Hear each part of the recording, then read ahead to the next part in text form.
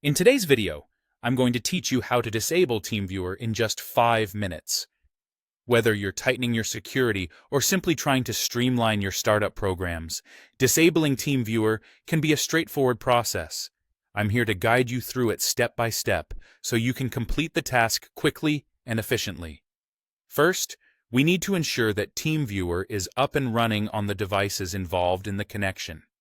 This means you'll need to launch the Teamviewer application on both the device you intend to control, known as the remote device, and on the device you're currently using, referred to here as the local device.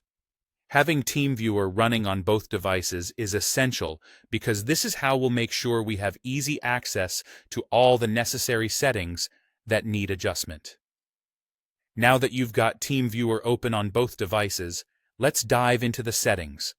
Look towards the top of the application window, and you'll see a menu bar.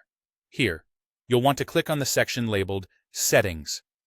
If you're having trouble finding it, don't worry, just take a moment to look through the options carefully. It should be there.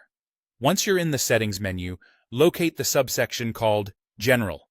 Clicking on General will open up all sorts of configuration options where we can make our adjustments. Next, within the General settings, let's focus our attention on a specific feature. Start Teamviewer with Windows. This setting dictates whether Teamviewer launches automatically whenever you start your computer. For our purposes, we're going to ensure that this option is turned off. This is crucial because, by preventing Teamviewer from launching on startup, it effectively stops the application from running unless you manually open it. It adds a layer of control, allowing you to decide when, and more importantly if, Teamviewer should be active. So find the toggle or checkbox next to Start Teamviewer with Windows and make sure it's unchecked or switched off.